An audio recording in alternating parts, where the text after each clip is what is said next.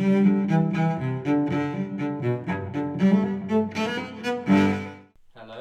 today I'm here to interview the Superior at Pringlish Abbey, Father Stephen Horton, and I'm going to ask him some questions about the Benedictine order and monastic life and how it applies in today's world.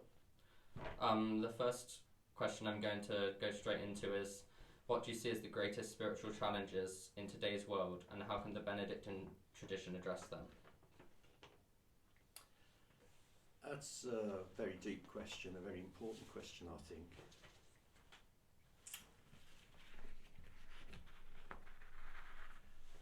And I think it's a question, we might think that that's a modern question, right? But actually it's a question that confronted St. Benedict in the 6th century, confronted St. Augustine in the 4th. How does one lead a spiritual life amid all the clatter and the noise of the world? And Augustine asked that question. And I think every mystic and every saint and everybody who's on the spiritual path asks that question. And you don't actually have to enter a monastery to find an answer to that question. In fact, you might be called to lots of other things to answer that question. Nevertheless, the question arises, especially what I call the second half of life, from about 35, 40 onwards, when the stuff you've done, first half of life stuff, is good. It gets you up in the morning, you have a family, or you enter a monastery, or you start making art, or you learn music, or whatever. Those are the sort of, you could call that the launch pad to the second half of life. And all are important, and none should be thrown away.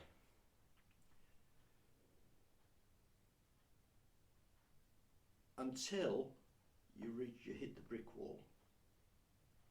And we all try and avoid hitting the brick wall, but the brick wall hits us. Usually through some disaster in our life, some loss in our life, some disappointment in our life.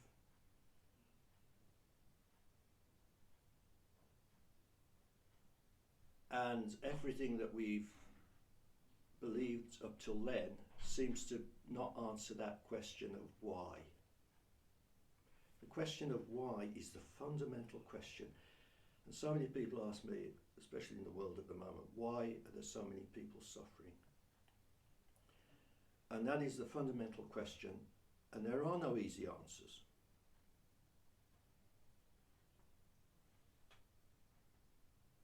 So we hit the brick wall, or the brick wall hits us, and our first response in a crisis is to try and fix it in the way we fixed all the other questions up to that point. And the problem is, it doesn't work when you hit the crisis, when you hit the midlife point, or whenever that is. It's not really a point in your life necessarily. It can be, at 60, it can be 20 if you're dying. You hit the big one, So it's not necessarily dead on 35 years old and then you go on from there. But generally, for most of us, it is round midlife. And the old modus operandi doesn't work, because it doesn't answer the deeper question, why am I suffering? And so the knee-jerk reaction is to fix it. Even to therapy it away, actually, or to enter a monastery, all of which can be good, but they also can be an illusion. There can be, because the ego's still in charge at that point, there can be ways of trying to placate an ego that wants to fix stuff. ego is not bad in itself, it just isn't the true self. It's the false self, which is basically a 3-year-old who wants what it wants when it wants, and it wants it now. So would you say the Benedictine rule isn't as much about trying to fix suffering, but it's about dealing with these issues in some other way? Could you explain what the Benedict rule involves? And at the centre of the Benedictine rule is a dirty word. It's obedience, and it's a dirty word in the world today. And we have to be careful with that, because since the First World War, we don't really trust authority figures. You know, the generals were stupid, you know, all this stuff. And then from then on, everybody was, you know, suspected of being stupid. The elders or the generals or the judges or the police or the politicians. And we've come to the other end now, where everybody is just questioned and just dismissed quite often. In the monastery, though, we are asked to follow a spiritual father called the abbot or the superior. And the obedience we owe to him is in the concrete playing out of our lives. It's not an abstract thing. In fact, Benedict says we should be obedient to one another. A bit like in marriage, actually. It's not just a one-way thing. It's a covenant love. You know, we put the ego to one side just enough to think about the other, and this costs dearly. Whether in the monastery or out of the monastery, it doesn't matter. But unless we knock the ego to the side a bit, we will always be a slave to it. The ego is like a little dictator who won't let us go. But we have to let it go. You can't get rid of it, and in itself, as I say, it's not bad. It serves us well the first half of life, because it creates an ego, it creates an identity, which is what children need. They need to know where they come from, they need the family structure, they need to be held within a boundary, in a container which is strong enough for them to push against, but not so weak that they push and it just sends them off into outer space. And a lot of children suffer really from lack of that context. The prisons are full of them. Mainly, most prisoners suffer from what we could call father wounds, absent fathers. There's no loving authority to say, no, you can't do that, and encourage them to do the good stuff. So hence they join gangs, because they need to belong to a context. They need a family, so they join knife gangs and drug gangs and all this. So would you say the communal obedience sort of fulfills a inherent need for community and helps with growing in On humility? a spiritual level, yes. It can, of course, be abused. Mm-hmm. Because any exercise of power can be abused, including in a monastery. They're not free of the sin of the sort of manipulation that you get everywhere else quite often, through people wanting to control other people. So we're not home free on this. The rule of Benedict doesn't save us from being stupid and electing the wrong person. You know. And that's where our responsibility and our power come, because we choose somebody who we trust, actually. It's all to do with trust. Do I trust this person? And neither is it an excuse for the person who is needy to be told what to do. In fact, this is where the liberation comes in obedience. Quite often, if the superior is wise, he will recognise that this person just wants to be told what to do every moment of the day and night. And this person is running away from their own inner wound, which we come to the second point. The whole Benedictine tradition is based on the desert tradition of the early monks in the desert in the 3rd and 4th century, where we had this phrase, you have to go and face your demons, basically. And we all have demons. We call it the shadow side in Jungian psychology. Things that are hidden that we'd rather not have because we want to be nice people and be, stroked by everybody, which is an ego trip. And we want to hide our shadow because the shadow is the unacceptable side of everybody.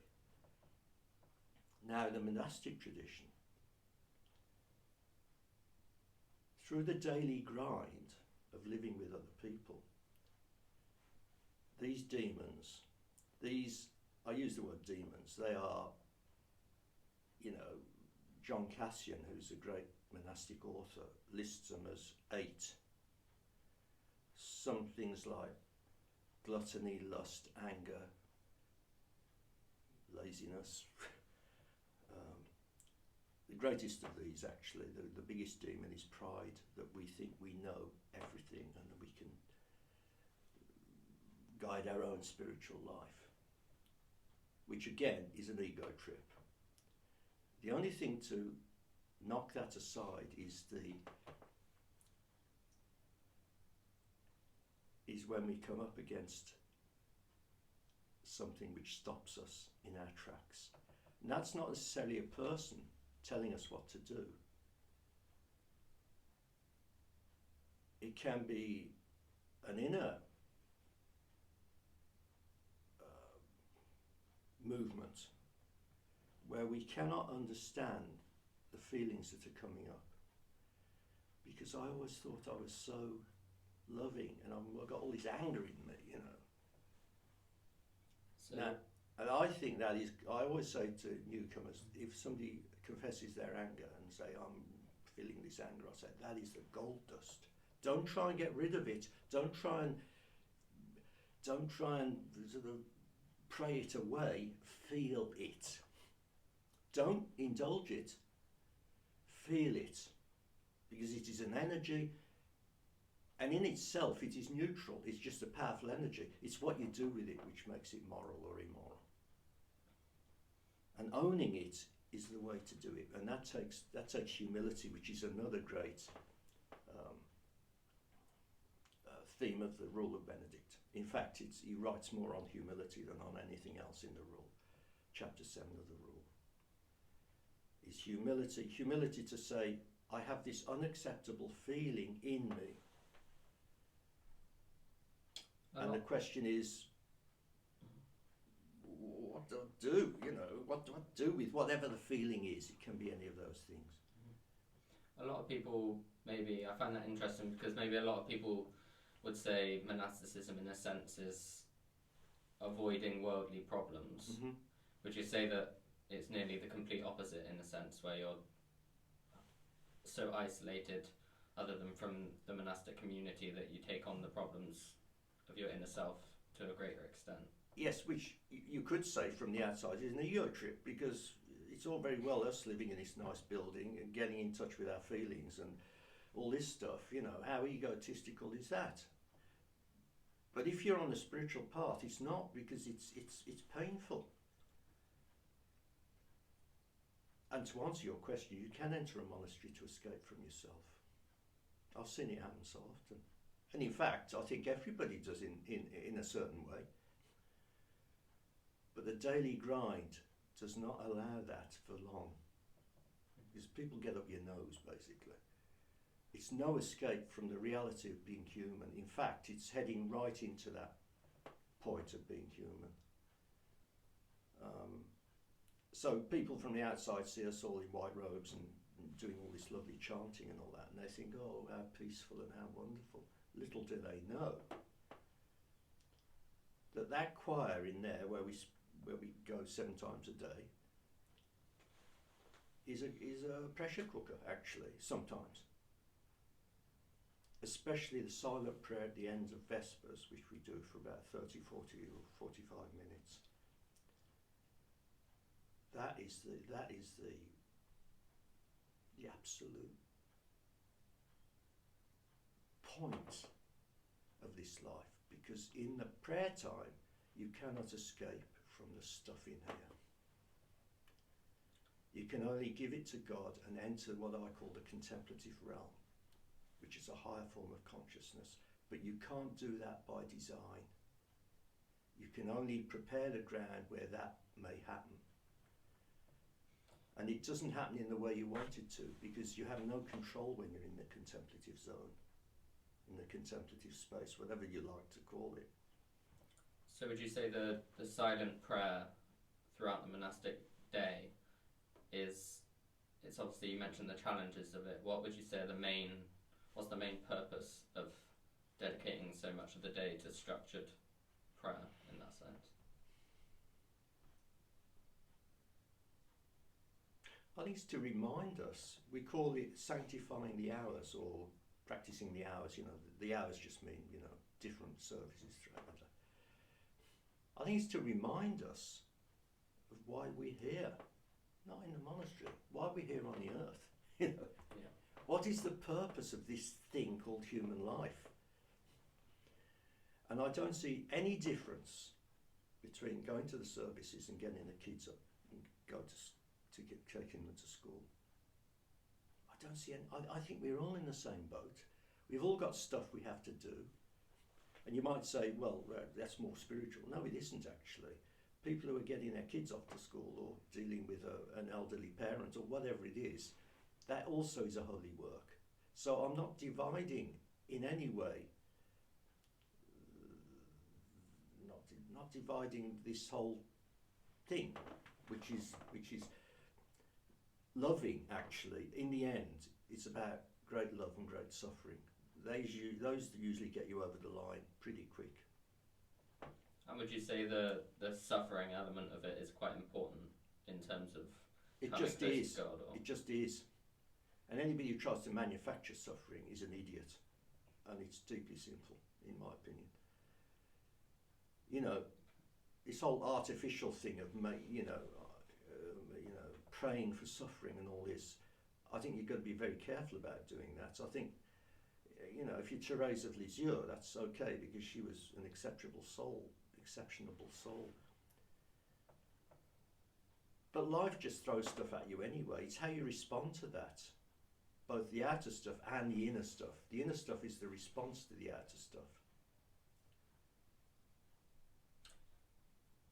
You mentioned sort of the value of the prayer throughout the day and perhaps the silence throughout the monastic life. Would you say that can be applied in the lives of non-monastics, laymen, people, even non-Catholics? Yeah, it can be, but they're not monks, so they're called. It can only be applied, I think. We have oblates, which is people who are connected to us spiritually, and we have meetings with them, and they take on certain prayers in the day, and they live out in the world, as we call it, but only in the context of their own life. If they're escaping from their primary commitments to their partner, to their children, or whatever, then that's not good.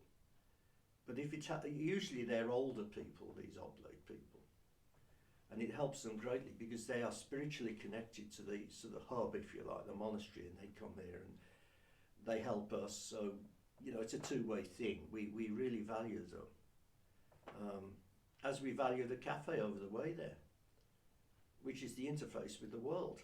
And people come here and they love it, even though they may never meet a monk. I do believe there's something going on here, which is indefinable. And it's nothing to do with our worthiness. This isn't a worthiness contest, because that's a heresy. I've earned God's love and everything. No. God loves me even more when I'm not very good. So, it's all good stuff. So you wouldn't necessarily, would you recommend allowing for more time in your day as a layman? Say a layman, should they allow a certain amount of time in their day for silent prayer? Or yeah, I would say, I mean, I know a young mother, right? She's got 2 kids, and it's all very well me saying this stuff to her about contemplation and everything, but she's up against it. She's got a job. She's a mother of 2 kids, and she's a lovely husband and all the rest of it. But it's all very well me saying, oh, you know, get into the contemplative life. But I told her, I said, I'm sorry, I said, but you're probably going to have to wait till the children have flown away. I said, I know that's a hard saying. On the other hand, I do believe that most people can do 5 minutes, 3 minutes, or even just go and look out of the window and just be in the moment. It's a classic form of meditation. The ideal for me would be if the person could get 20 minutes at least. Because in my experience, it takes at least 15 minutes to quieten the chattering monkeys in the head.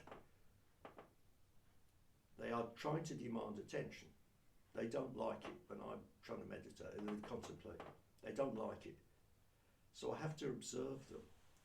It's a classic form of prayer. I have to observe them, listen to them, but not attach to them.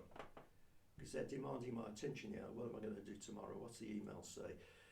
Have I got to see brother so-and-so? Have I got to cook the dinner? You know, anything to avoid that moment of falling into the contemplative realm.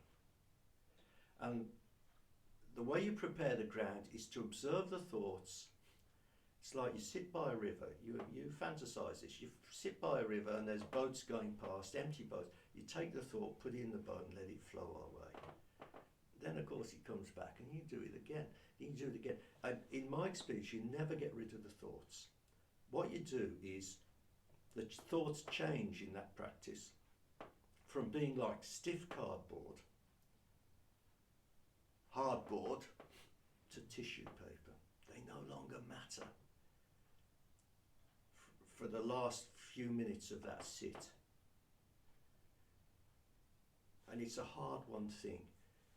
And it's not something you achieve, because when you actually collapse into that contemplative realm, there is no control, there is no project, there are no thoughts, there's just pure being. You are being held by something greater than yourself, and it's the opposite to the ego trip, because the ego is floating away in the boat. The ego, never get rid of it, but it no longer is the dictator, stopping you from this deep collapse into this contemplative realm where there's pure being. This is why some Old Testament prophets, well, I think, and well, especially in Scripture, you get this notion of the baby on the mother's breast. If you've ever seen a baby usually breastfeeding actually, but one asleep on its mother's breast, say, it's just absolute being, absolute connectedness. There's no thought. The baby's not thinking, because they're pre-thought, right? Yeah. But there's a deep oneness in that image, which is why the icon of the mother and child is so powerful. It comes through in art, of course it does. What do you think that the biggest challenge in the world, as you put it, is with maintaining a close relationship with God and allowing for that silence? Do you think it might be the evolution of an online sphere, or what would you say is the greatest challenge for us to... I think online stuff, I mean, I watch some of this stuff, it's fantastic, but it's not the thing in itself, just as reading a book isn't the thing in itself.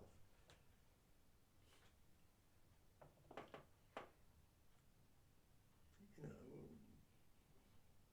even Catholic theology isn't the thing in itself. It's the basis to get to the thing in itself. Or any other theology, Orthodox or Buddhist, or as the Buddhists say, don't confuse the finger pointing at the moon with the moon. Yeah. And that's so easily done. We think, oh, that's a lovely finger, but you're not looking at the moon. Yeah. Going back a little bit, this might be a slight switch of topic. Would you say, could you give a little bit of insight into how you decided to discern this path and this vocation, and how you came into the monastery, and what led to that decision of making the solemn vows and staying? Good, Paul, good question. I grew up in a Catholic household, right? Mass on Sunday, learned the catechism, learned the basics, you know, as a child. Didn't understand a word of it, didn't matter. That was like learning 3 times table. You don't understand it, you just learn it by rote, okay? And that's what I call a strong container. Quite conservative, and it's a great place to start. It's not a great place to end, actually, but it's a great place to start because it gives you an identity, you know. Then art school, because I'm an artist. Then London, in the 60s, you can imagine. Won't go into that, you can imagine. Fill in the dots, fill in the gaps. And I didn't practice, I lapsed from my faith. I didn't go to Mass, you know. Just didn't seem to need to. And I used to come here, in this very building, because I was recommended it actually, because working in London, it was quite stressful. So somebody said, well, I go to Prinnage Abbey and it's a great place to go, you know, and you know, they don't preach at you, they're just these monks who do their thing, and as in the 60s they do their thing and I did my thing. So I came here. No idea, thought of being a monk. I had a girlfriend and I had an art career, I had this, that and the other, you know. And no thought of being a monk. In fact, why would I? Everything was going for me, you know. I was 25, 23, 24. Until one day, this other guest who I used to pal up with, we used to meet up here. He says, you seem to like it here. He says, have you ever thought of joining up? I was horrified. My inner reaction was outrage. I did protest too much. Oh, what do you mean? What do you mean?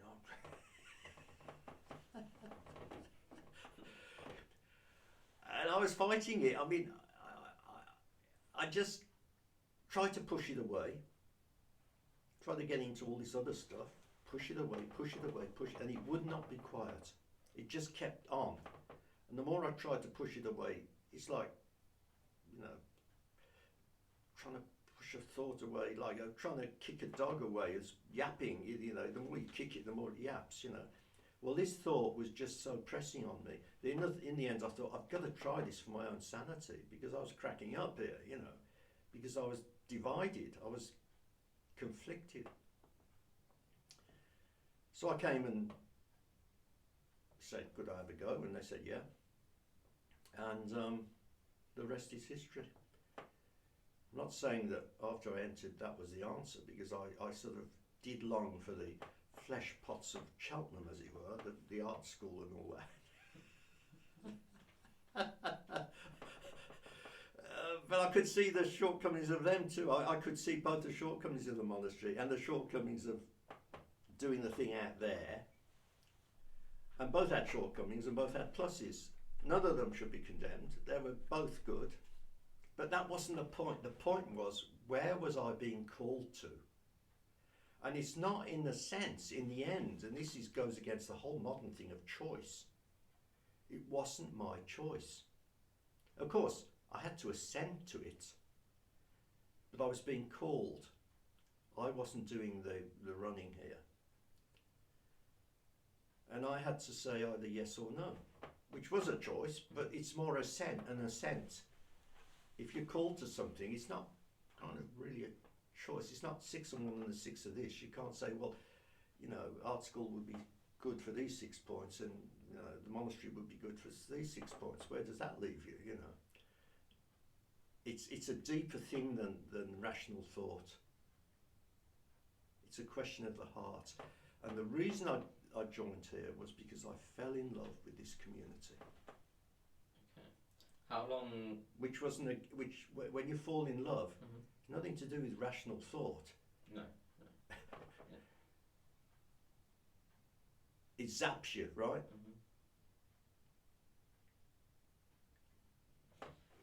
So how long was this process of, from when you first decided, I'll try this out, to taking your solemn vows and